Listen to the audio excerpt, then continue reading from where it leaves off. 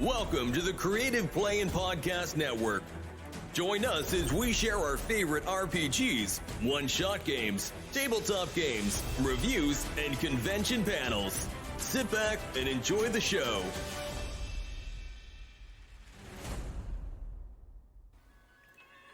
Hi, this is Kelly, aka Trixie from Ragnarok and Roll, assigned to Ragnarok Story, and Tilda Wimblewick from D&D Journey of the 5th Edition.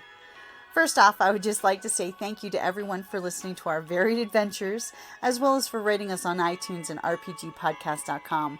If you haven't rated us yet, we would greatly appreciate it if you could. And if you're looking for more ways to support our efforts, we are now on Patreon, a great site where you can help us continue making more podcasts, as well as some special surprises for our patrons. If you can, please look us up at www.patreon.com/cppn. Every little bit helps. And again, thank you for listening. Hey guys, welcome back to the Creative Play and Podcast Network. It is hashtag RPGaDay 2023, and we are at August the 9th. And not only is it going to be my voice you're hearing, but it's a couple other voices from yesteryear, because it's been way too long since we've chatted together. I've got Justin and John with us. Hey guys, go ahead and introduce yourselves. Howdy. So Justin, okay, I guess I'll get the party started here. My name is Justin Oldham. I'm the creator of AC After Collapse, and you can read all about my many crimes through shadowfusionbooks.com. And to get the ball rolling, I understand that this segment of the RPGaDay is about dice. And so I do have some favorite dice, and the most important thing I want to mention is that your dice have history. From the moment you first get the bug to play RPGs until the point in time many decades later when you take that beat-up old dice bag full of chipped and abused dice and you put it on the shelf and you forget about it for the rest of your days. Those dice, they're your old friends, they're your old war buddies, and they are symbols of all of the challenges, the trials, and the tribulations, and all the times that the GM has screwed you over. All of that is kept right there in that handful of dice. So with that in mind, I am a fan of physical dice. I think there's just nothing better in the world than having your own dice, because again, after you've had them for 10 years, you start to know their stories, and you start to, whether you intended to do it or not, you do develop some superstitions. You've got that 1d20 that you can always count on, but it's your nuclear option, and you don't go there until the spit has really hit the fan. So there will be moments when you'll be sitting there at the game table, and you'll be looking at it, and you'll be looking at the GM. Don't make me do this. I can. So we've all been there. And so that's what I want to say about physical dice. But originally, and I'll go so far all the way back to the year 2000, I was not a fan of electronic dice rollers. The early dice rollers were buggy. They could be caught in a logic loop, and so when you are sitting there and you're just clicking with the mouse and you're getting lousy rolls over and over and over again, if you didn't refresh the platform, you were going to get stuck with those cruddy rolls all night long. And likewise, if you were just smoking hot for the evening, you could cheat and just keep the platform open. But I learned myself, in order to be a bit more fair as a GM, and to be a bit less unsavory as a player, if I had like 5 or 6 really hot rolls in a row, yes, yay for me, but yeah, I'd shut it down. I'd reboot it, and I'd bring it back just because I want to keep the DM's blood pressure down, and I want my fellow gamers to have faith in me that I did not go to Vegas and hire somebody to tweak the code. And I don't do that. It's just my thing. But now in today's world, you have your choice of many different forms of a physical dice. In my own collection, I've actually got dice made of wood. Because I live here in Alaska, I have a small number of dice that have been carved from walrus ivory. So I do know that the different materials, they have different rolling dynamics. And because of the weight of the materials, and of course, when you cut the dots into the dice, you're changing the weight balanced characteristics. So you got that. Now, anybody who's ever looked online will see hundreds and hundreds and hundreds of very nerdy blog posts about all kinds of different brands of dice. Yes, ChessX, I'm looking at you. And people have written thousands of lines of mathematics to show that these dice are balanced, or those dice are terribly unbalanced. And I've known many DMs, GMs over the years who have said this brand of dice is not welcome at my table. If I see those dice at my table, I've got a very large hammer over here, and I won't destroy them, but I'll cripple them, and you won't like it. So there's that. Now, with the advent of the more modern polycarbonate composite materials, some of these modern dice will fool you because they'll be so feather light in your hand, your inclination is to not trust. Mm-hmm. And it's taken me about 5 years realistically to get over my fear of featherweight dice, but I'm finally willing to trust them enough now that I can roll with it, so to speak. And on the basis of that pun, I just want to remind everybody to please look up our good friend Evan Cook at Paradigm Lost, because if he was available for this podcast, he'd have quite a bit to say, because he does design his own dice. And in past episodes that I've been lucky enough to participate with him, he will go on long enough about the different compositions of the different materials. Jim will tell him to either shut up or go buy some beer. So there's a whole range of things here to be said about the different materials and the use of electronic dice. I personally have used the Rock and Roll Dice Roller, and you can download this thing for your PC, or you can download it for your phone. Either way, as you please. And it allows you to select the color of your dice. It allows you to select the number of your dice. And for reasons I don't need to explain here, there have been times when I've had 3 instances of the Rock and Roll Dice Roller open. Each of the sets of dice are all color coded, so I can get through mass combat situations in relatively short order. Because we all know what that's like. You've got 5 or 6 players at the table, but cough, cough, cough, there's like 35 kobolds. So, okay, that's going to take a while, and yeah, so we all know what that's like. But you can tackle the problem with electronic dice quite nicely. And I'm going to defer to Jim when it comes to other dice rolling platforms, because I know he has plenty to say. But really, in the modern world, 2023, you should not be afraid to use physical dice in combination with electronic dice. Yes, you're going to have some issues, because there are moments when your brain is going to say, these numbers just don't work. This is not the spread I'm used to. So you just get over it, drink a little more beer if you have to. And because we all know that D20 plus beer means fun. Okay. So that's the sum total of everything I can tell you, and I believe I just did it in less than 5 minutes. So with that in mind, I'd like to hand the baton off to John Paul Ried, who is a dice master in his own right. Now, Justin, please forgive me, but I disagree with you.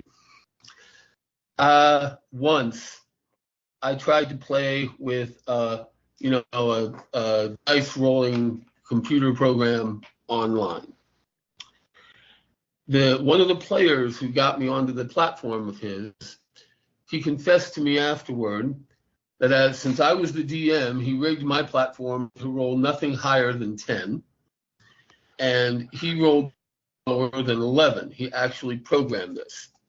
From that moment, and you did not anticipate this treachery? I trusted him. Now, from that moment on, where do you play? How can I sign up for your crew? I didn't interrupt you. Right? Now, let me finish. I will not use electronic platforms. I will not play D&D online. The whole point of D&D is getting together with your friends. I never bought or cared much for COVID, and COVID is over now, so we can get back together and play D&D. Now, I have a splendidly, I wish my video were working, it's not. I have a splendidly varnished and polyurethane box or little chest filled with most of the dice I've been playing with for the last 45 years or so. I actually have 3 of my original set of 9 dice that I got to start playing way back in 1977. Anyway, I hail and praise Evan Cook and Paradigm Lost. From what I've seen, they are excellent physical dice. And if anyone tries to hammer my dice, I will hammer them. Okay. It doesn't take much to say, John, I don't like those dice, or there's something wrong with them. Can you use other dice? And I'd be, sure, no problem. I'd put the offending dice away and get out different ones. Now, I also thought today we were also doing another topic about fiction and how fiction has influenced our gaming. Is that right? Fiction will be tomorrow for August the 10th. The favorite fiction. Let's not confuse the time travelers right now, because they may be afraid that they plugged into the wrong day. Let's stick to the dice. My apologies. Today's topic is the favorite James. dice. My apologies, James. I thought you said 9 and 10. Okay, right. Never mind. Okay. Of course, my favorite dice are Paradigm Lost with Evan Cook, but when they're not readily or easily accessible, I'm a champion of Chesic. I know a lot of people love to make fun of Chesic dice makers, but guess what? Good is never cheap, and cheap is never good. And with Chesics, yes, you pay a little extra for them, but you get high quality, splendidly balanced dice. You want colors, you want shades. I even got chrome-plated dice from Chesics. You guys are familiar with Chesics, I'm sure. Mm-hmm. Yeah, I've seen a box of their dice from time to time. I would put them number 2 under Paradigm Lost, Evan Cook's dice. I would put them as number 2. Now, I don't really use real dice, and when I DM, I keep my players on my toes very easily. I know a lot of people love to do the old roll the dice and then quickly grab it. Oh, it was a 20. No, I don't do that. How I keep my players on their toes is that I randomly look at their dice rolls, meaning once in a while, I'll let them roll without me looking at it. But it drives them crazy when I'm like, wait, I'm sticking my nose over my GM screens. I'm watching you roll. I find doing it randomly, with my players, keeps them honest. And I'm sorry if I'm an old dinosaur fogey, but I refuse to play online seriously because I have my own world. As James will let me sneak in here, that I have my own fantasy books, my fantasy swords and sorcery fiction books that are set in my Dungeons and Dragons homebrew world. When we do the final promos at the end, I suppose I'll go into detail, but if you want to take a look on Amazon. James, may I say the website now, or should I save that? You can gladly share. Okay.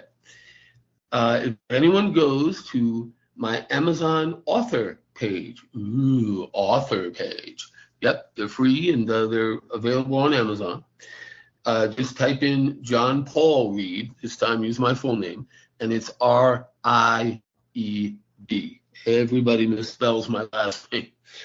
Look under John Paul Ried, under books and authors, you will find my page. And here is the short version of my website there. Of course, the usual https:// then amzn.to/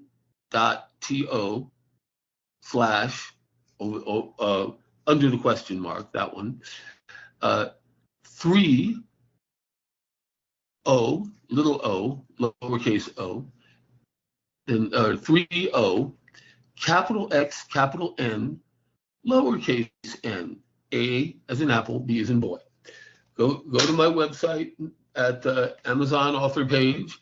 You will see at least 5 of my books available. You can even get them on Kindle if you don't want an autographed copy signed by me. And I have my 6th book came out in April. And I'm delighted to announce that in the next 2 weeks, my 6th book, the 2nd edition, will come out with all of the printer's errors eliminated from them. Yay. So you can always contact me, and very soon these will be available on Amazon. Give me another week or 2, 3 weeks, my 6th book will be available. Or you can contact me always at my email address, ramapog, made up word, at gmail.com. R as in Robert, A as in Apple, M as in Mary, A as in Apple, P as in Paul, O as in Oscar, G as in George, G as in George, that means 2 G's, at gmail.com. And just say, hey, John, I want to buy some books. Where can I send you money? And I can ship them to you after that. Now, back to dice. I'm sorry, guys. I'm a dinosaur. Any program or any Roll20 or anything online can be rigged, messed with. As you guys said, ooh, I forgot to refresh. You know, it's been rolling great for me all night. Yeah, no. I play for real, and I play with people. And I've got marvelous players. I've even got 2 stunning ladies who do marvelous cosplay as my players, 2 of my players. And I'm very fortunate. I have a 6-player game that I've been running for several months now. I'm working out my schedule to try to get us up and going again. We had to take a hiatus while I started another job with my schedule changing. But I'm sorry, guys. I don't agree, or I don't plan on ever using online D&D gaming or online D&D dice rolling. I'm just old that way. Paradigm Lost with Evan Cook and Chessix.com, Chessix, I think, .com. Those 2 sites will get you all the dice you could ever possibly want. I even have a 34-sided die, and I even have a 100-sided die, literally 1 to 100, 1 die. And of course, all the other usual dice and many different sets of those. Okay, I've talked for about 5 minutes. And how do we proceed, guys? So I'll jump in there since I originally was I agree with you, of the actual goblin clickety-clack stones in my hand are the only dice for me, because I used to boo and hiss at players when they'd whip out their phone with a dice app on it, and I'd just be like, roll real dice, borrow mine if you need some. And I gotta say, with the whole COVID quarantine thing, most of my games went from in-person games to electronic games. So I'll cover a big spread of dice. So first for me, when it comes to your classic polyhedral set of dice, one dice that I want to totally shoot a call out to is again, I agree, Evan, Paradigm Lost and Evan Cook, great dice, especially the super cool liquid filled ones, which are just awesome to look at. But I have to drop a name for PolyHero Dice. They're a group of dice makers that did many Kickstarters, and they have different sets of dice that the dice are actually themed on what your character is. So they've got a cleric set, they've got a warrior set, a wizard set, a rogue set, and the Kickstarter is actually coming out soon for the new bard set, which has like a dagger. You have D20 and a D12 that is a drum. So when you roll it, eventually it'll clicky clack to the right spot for the number. You've got a lute. You've got a tragedy and comedy mask for the D4. I mean, PolyHero Dice do a great job of making really cool themed dice, which we always, like the wizard said, I love the D4s were actually fireball. No, the D4s were magic missile. The D6s were fireballs, and they actually look like little fireballs. So when you roll magic missile, you roll your D4s, which look like little magic missile darts, and your fireballs are the D6s. So PolyHero Dice make great themed dice, which is awesome for your D&D or any game that uses a polyhedron set, which is the 4, 6, 8, 12, 10, 20. Totally said that out of order. Somebody's OCD is going to rise there. And as well as I'm a big, massive fan of the Fantasy Flight Star Wars series, which is Edge of Empire, Age of Rebellion, Force and Destiny. And they use their special proprietary dice, which have symbols instead of numbers. And they basically utilize D8s, D12s, and D6s. I will say, since Asmodeus made the business choice that was not wise to get rid of the game and they sold it to Edge Studios, that it is almost impossible to get Genesis or Edge of Empire dice now. But there is a third-party vendor called Baron of Dice that actually make and I've got to actually handle and play with some of these, which is nice. They call the Galactic RPG, not to be confused with Star Wars, but Galactic RPG dice set for a real reasonable price of only $25, which for anyone who's shopped around for Edge of Empire dice or Genesis dice, they can get stupid expensive on eBay because they don't make them anymore because the dice have been lost in China. But if you go to Baron of Dice, you can actually get a cool clear set of the dice instead of the regular dice are opaque. These guys are beautiful crystal clear dice that actually feel properly weighted and properly balanced, because I'm also one of those gamers that if the dice doesn't feel right in your hand, are you really holding dice? It's got to have that beefy feel so you can hear the clankety clank when it comes down. So for PolyHero Dice, there's PolyHero. For Star Wars or Genesis or Edge of Empire, depending on what you want to call it, Baron of Dice has a really great set. Like I said, Google Galactic RPG dice set, and it comes up. They actually have a 2 set cheaper than 1 set deal on their website, which is great. And if you are short stacked on getting that, there is the dice app that Edge of Studios has for those that want to have their cell phone on the table. That does an actually decent job of, it does the math. It takes success and failure, neutralizes them, so it gives you the end result, not to do the actual dice elimination / math when you do your dice roll, which is nice. And for those of you who like to game online, this is where we make the transition. Oh, go ahead, John. No, I just meant that, yes, I want to learn more about online gaming. I admit, I'm completely new at it, and I haven't tried it yet. So please go ahead. So for online gaming, the simplest dice app that's out there is if you've heard of this thing called Google, you can actually pull up a Google page and type in D20 or D6, and it will pop up a dice roller app in Google, which is pretty handy on the fly. I will totally admit, as a GM, I've used that for dice rolls on the fly while I'm rolling up game stuff using PDFs, on my phone, and I'm like, I need a dice roll. So that's the bare minimum handy app to use. If you play on virtual tabletops, of course, my favorite is basically Roll20 because it's the most universal of all the virtual tabletops. There's some prettier ones, there's some cooler ones, but I like Roll20 because it's accessible to everybody. You can have the crappiest Chromebook ever and you can still play on Roll20, whereas some of the fancier ones like Fantasy Grounds really require a powerful machine to run it without having issues. So on Roll20, they give you access to the standard PolyHedral Dice, and Fudge Dice for those who like to play Fate, which is always a good system. They also give you access to like a 52 card deck of cards. So like if you're doing Savage Worlds, you can use it for that. And if you happen to be a paid member for Roll20, which is one of the few things I've seen behind a paywall with them, you can actually download the Edge of Empires API script and run that in the background.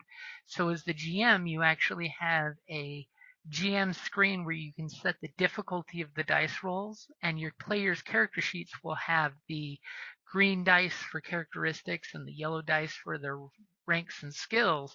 So that way they can click one button and you see the entire dice roll in symbols as well as the end result, which of all of the online tabletops, Roll20 is the only one that I've seen that has a really good use for the Star Wars dice system, because it is a very interesting proprietary dice setup that they use for both Genesis, their generic system, as well as for Edge of Empire Star Wars, which is one of my personal favorites. So if you need virtual dice, there is of course the actual Edge Studios. If you go to their website, they have their actual legit app, which it is a nice app because it has access to all of the Star Wars games, as well as you can totally sneak in a polyhedral set of dice into that app as well. And it seems to be fairly random-ish.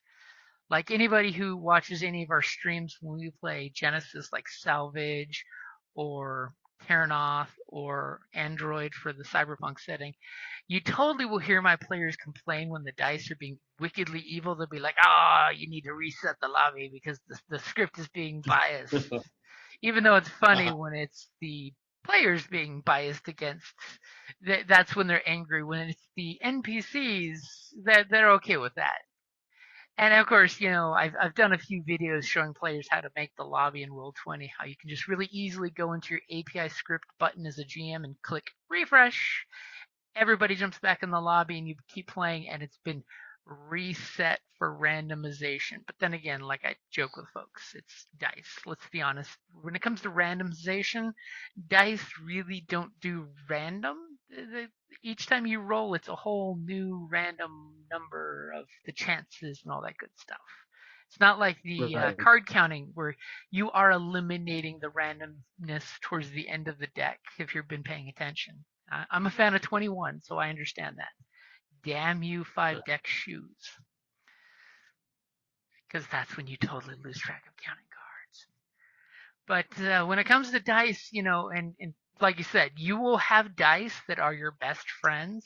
You will have dice as a GM. I have 2 D20s that I ridiculously can count on crappy rolls. And sometimes during a game when I feel like the story is going against my players, sometimes I will throw them a bone and throw the knuckle bone that I know will actually come out with a lower number on average than usual.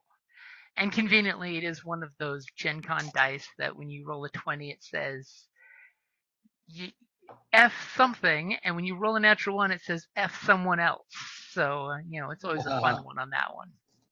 Because it totally will get the players jazzed when they see the bad number 1 come up on the dice roll. But, and dice are important when it comes to RPGs because dice add the randomness. Like one of the writers for Magpie Games, when I joke with him, we've played many a game at RingCon, many of RingCons, where the joke is that's why we roll the dice, because we're asking the game a question and we're rolling the dice to get the answer. Because that way it's not the GM's preconceived answer. It's not the player's preconceived character's answer. It's the no shit, there we were, this happened, and then you roll the dice and you get your answer, one way or another, And I am, as a GM, a fan of the, you know what, that's a good question. Let's roll this real quick to see what the dice say, because that way if it's something that I didn't prepare in advance and a player, lo and behold, the player does something the GM did not prepare for. When does this happen? It's fun to have the dice actually do the decider, Like in some games, when you roll a dice to see does the merchant have this rare item, roll the dice and find out. It never hurts to put a little dice action in, as long as you're not dice micromanaging.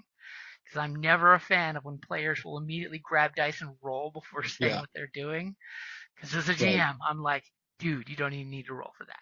And that's a phrase you hear often in my stream games is, dude, you don't even need to roll for that. Here's the answer. It's as a character in character, you the player may not know this, but you the character is aware of this is your answer you're looking for. Now, if you'd like to probe further, you can always do a skill check, because I am a fan of skills other than combat being used in a game, because it makes things interesting, damn it. But definitely, if you ever need help with dice, you can always reach out to other folks that you see streaming games, and it's like, hey, how did you do this cool thing? Because like when the Star Wars dice first came out, everybody was asking everybody questions, because we were lucky enough that a couple gamers who know Roll20's game mechanics, and by mechanics I mean actual coding, that they popped up with this, and they put a quick directions on, hey guys, it's drag and drop. You just pull the directory down, you drop it in there, you say load it, and boom, your game now has cool symbol dice instead of actual number dice. And it's players want to help players. It's like folks that make dice, they want to make, I want a cool dice that does this. I mean, we all know, if you guys have happened to see them, the Arby's dice that come out once every 2 or 3 years that really are ugly, as Kelly said when she finally saw a set in real life, she's like, ugh, don't ever buy me that set. And of course, we all know when it comes to dice, you can get the pretty goblin rocks. You can get dice of every color combination under the rainbow. And then you will love them or forget them. Little orphan children dice. I played too much Vampire the Masquerade in my youth. I have a lot of dice that have been orphaned and left behind, because sometimes you don't really need that many D10s. Yeah. Okay, well, as we're finishing up here, I would like to chip in one bit of old-fashioned tradition, just to keep the whole dice thing alive. For as long as I have been doing this, which is like far too long, one of the oldest traditions that I'm aware of is when you welcome a new role player into the community. It's common practice in some parts of the world where everybody will open their dice bag and everybody will give the new person a single die. Right. And I still have those freshly contributed dice from when I started, and I actually keep them in their own very small separate bag, just because they mean that much to me. But I still do that. So whenever I break in a new gamer, I will. I'll ask the people at the table, everybody pony up one, and so that by the time they're done, they walk away with at least half a dozen of the most important, and it goes from there. And it doesn't matter if you've done this for 4 months or 45 years. I have definitely seen people. Yes, you can have too many dice. That's possible when you're carrying them around in a suitcase. That's too many. But I've also seen people who have a wide variety of dice for very specific occasions. And so it's like you're in a castle, you're underground, and you're fighting the gray ooze. Okay, hold on a minute. I know it's in here. I know it's. Where is it? Okay, I'm ready now. Okay, let's do this. You have a dice just for that? Yes, yes, I do. Yes. This happens to you a lot, more times than I want to say. Yes, let's roll. I will definitely agree with that. And I will also throw out there the dice etiquette. Don't touch another man's dice or woman. No. As a GM, often I'll be like, boom, here's big pile of dice in the middle of the table. Feel free. These have GM cooties, which means I can usually call when they roll good for me and bad for you. But always politely ask before picking up someone's dice to hand it back to them after they've slingshotted it crap style across the table. Is it okay if I pick up those dice? Because some people, and it's usually the older school gamers, in my opinion. The new ones are just like, touch my dice. But a lot of the older school, players will give you the dirtiest looks if you touch their dice to hand them back. Or my favorite is when the dice hit the floor, there's almost always one player who will jump up and put their arms out to wait for the dice to stop to see what the answer is before anyone touches it. And at least one person to verify that number before they pick it up. Oh. But that's just the old school dice etiquette that I think most of us grew up with. Play it where it might. Absolutely. That's what it. That's what it is. Yes. Of course, my old favorite was the whole when it lands in a book, right in the binding, and you get a tilt. And you have to have that moment where everyone's silent and then it's like cocked. And you have to make sure the GM agrees that, yes, that's a cocked dice. Reroll it. Yes. Because that again goes back to dice etiquette. So I would totally throw out there, just be clear at your gaming table what is and is not cricket on playing with other people's dice and tilts off the table, general rules like that most folks, would be dyed in the wool. Keep, wait till it stops moving on the floor, or worse, when the cat or the dog finds it and wants to push it around a couple extra times. Is that kosher, if it gets, interrupted, or do we just, re-roll on the table? What is the etiquette at the table? So that way there's no misunderstanding. Because I totally, personally, because I've GM'd too much, have no problem picking up somebody's dice and handing them back, but then you get the dirty look. And you know when you got that dirty look. Or is that the gasp you're hearing? Le gasp. So, do we think that pretty much covers favorite dice? I say yes. Okay. So, we'll go ahead and call it there for RPGaDay, August the 9th.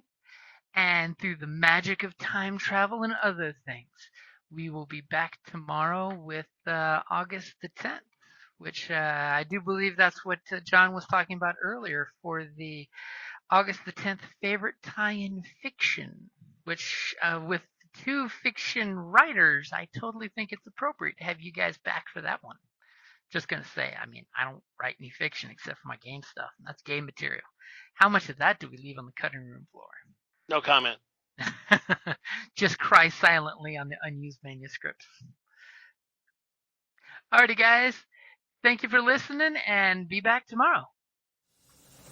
Thank you for listening to the Creative Play-In Podcast Network. If you enjoyed our show, please check out D&D Journey of the 5th Edition and Ragnarok Enroll a Scion Hero to Ragnarok Story. Also, check out our Patreon page for more content and behind-the-scenes things, as well as joining us for a one-shot game or two.